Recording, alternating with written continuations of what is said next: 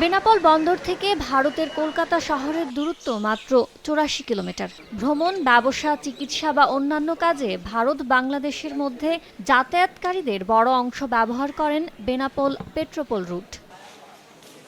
গণঅভ্যুত্থান পরবর্তী নিরাপত্তার কারণ দেখিয়ে বাংলাদেশিদের ভিসা বন্ধ রেখেছে ভারত।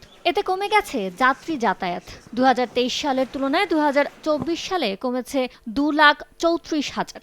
বাংলাদেশিদের পাশাপাশি কমেছে ভারতীয়দের যাতায়াতও। যাত্রী কম থাকায় চাপ নেই ইমিগ্রেশনেও। ভারতীয় কর্তৃপক্ষ ভিসা না দেওয়ার ফলে বেনাপোল ইমিগ্রেশন দিয়ে যাত্রী যাতায়াত অনেক কমে গিয়েছে এবং যারা ভিসা পাচ্ছে ওনাদেরকে আমরা সেবা দেওয়ার জন্য ইমিগ্রেশন পুলিশ সার্বক্ষণিকভাবে তৎপর রয়েছে। সাময়িকভাবে আমাদের আয়ে কিছুটা প্রভাব পড়লেও আমরা আশা করছি এটা খুব দ্রুতই কাটিয়ে উঠবে এবং এক্ষেত্রে যাত্রী সেবার ক্ষেত্রে বন্দর কর্তৃপক্ষ সর্বদাই বদ্ধপরিকর। বেনাপোল বন্দরে থাকা যাত্রীরা জানালেন, ভারত ভিসা সেবা বন্ধ রাখায় ভ্রমণ, চিকিৎসা, শিক্ষা কিংবা অন্যান্য কাজে বাংলাদেশিরা যেমন যেতে পারছেন না, তেমনি ক্ষতির মুখে পড়ছেন ভারতীয়রাও। বাংলাদেশে আছে এখনো ভিসা দিচ্ছে না, তারপরে এখন আমাদের তো অনেক রোগ ব্যাধি, কারণ আমরা চিকিৎসা পাচ্ছি না।